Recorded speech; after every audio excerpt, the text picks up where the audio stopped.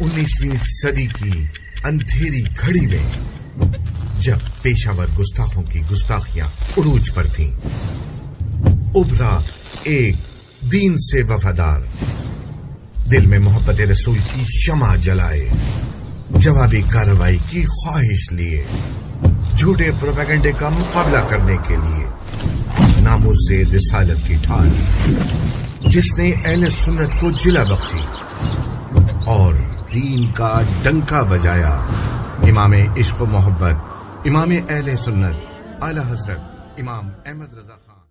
Hello Abdul Khaliq صاحب۔ ہاں جی، ہاں ابھی آپ نے فون لگایا تھا تو میرے علم میں وہ چیز نہیں ہے بھائی، ہندوستان کا مدرسہ پہل کون ہے؟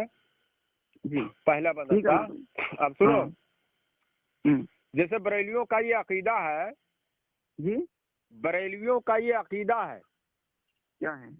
کہ بزرگان دین سے جو اولیاء کرام ہیں، انبیاء کرام ہیں، وفات کے بعد میں مدد مانگنے کے قائل ہیں، اس کو جائز سمجھتے ہیں۔ کون؟ جو بریلوی ہیں، ہاں معلوم ہے میرے کو، سمجھتے ہیں جائے، معلوم ہے نا؟ اور آپ کے نزدیک یہ تو شرک ہے، جی تو آپ اپنا جائز اہل حدیثوں کے نزدیک یہ شرک ہے کہ نہیں ہے؟ دیکھیے میرے بھائی، پہلے سنیے بات کو، آپ اس کو جائز سمجھتے ہیں نا، آپ دلیل رکھتے ہیں اس کی؟ آپ شرک کہتے ہیں، آپ دلیل رکھتے ہیں؟ دلیل ہے آپ کے پاس؟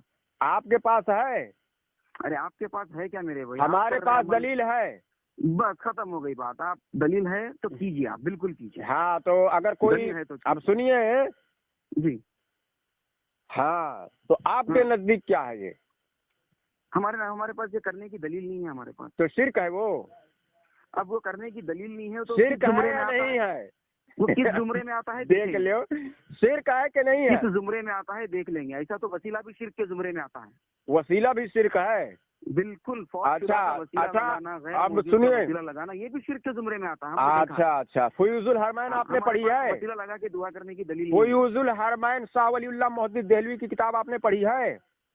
نہیں، وہ حجت نہیں ہے میرے بھائی۔ نہیں، ان کو بھی مشرک کہو نا، قرآن اور حدیث ہے، دیکھ لو، اب اس میں پورا وسیلے پر ہی بھرا پڑا ہے کتاب میں، ان کو مشرک نہیں کہو گے، صرف مشرک صرف بریلیوں کو کہو گے؟ اپنا حساب دیں گے میرے بھائی، ان کو مشرک کہہ کے میں بچوں گا ایسا نہیں ہے، ان کو مشرک کہوں گا تو میں جنت میں جاؤں گا، یہ معاملہ نہیں ہے۔ اچھا مطلب بریلیوں کو مشرک کہہ سکتے ہو، ان کو نہیں کہہ سکتے میرے بھائی؟ میرے سامنے مطلب نفس پرست ہو، اڑا رہے گا، دیکھو یہ لوگ شاہ ولی اللہ محدث دہلوی کو مانتے ہیں، بریلوی وسیلے کا قائل ہے، وسیلے کے بنیاد پر یہ لوگ مشرک بریلیوں کو کہہ سکتے ہیں، لیکن شاہ ولی اللہ محدث دہلوی صاحب کو نہیں کہہ سکتے رحمۃ اللہ علیہ کو۔ اپنائے گا اور اس پر اڑا رہے گا وہ مشرک ہے۔ ہاں تو وہ اڑے ہوئے ہیں۔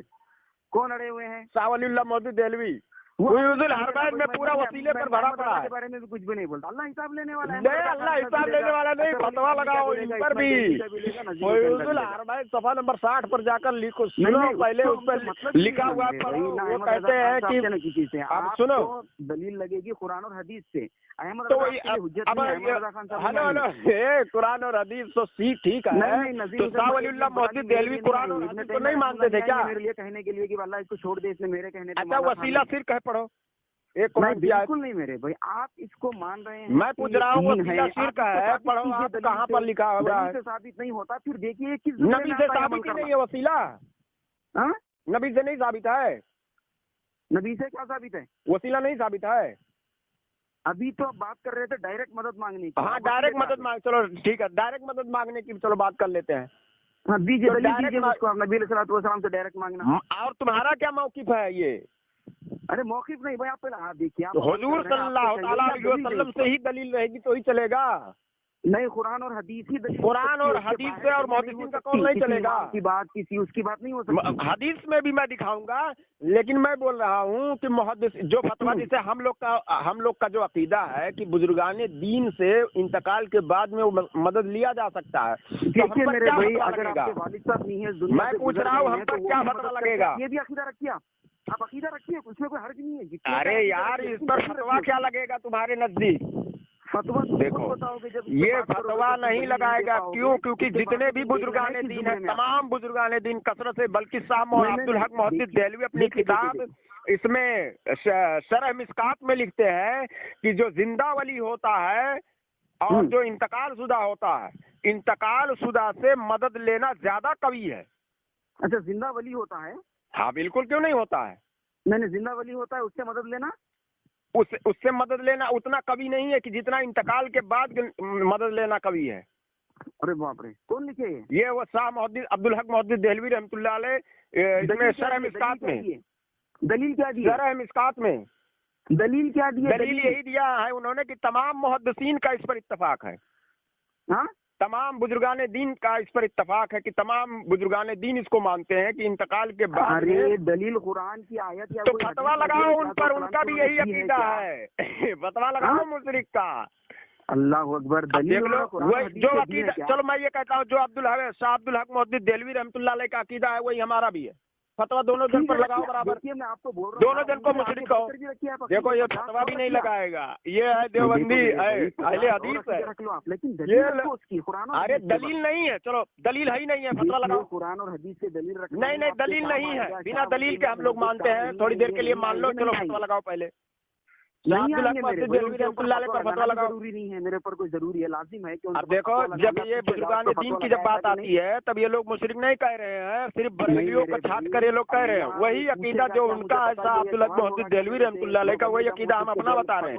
तो ये लोग बरेलियों पर फतवा लगा देते हैं मुशरिक का, लेकिन बुजुर्गान दीन पर नहीं लगाते हैं। आप जिंदा जीता जागता हमारे सामने एक अकीदे का एतराफ कर रहे हैं। मैं पूछ रहा हूँ उन्होंने जो बयान किया उनका वो अकीदा है कि बुजुर्गान दीन से इंतकाल शुदा से ज्यादा कभी है मदद तलब करना। वो कुछ भी हो मेरे भाई, आपके पास तो उन पर फतवा नहीं लगेगा। बात खत्म है, बात खत्म है। फतवा नहीं लगेगा उन पर।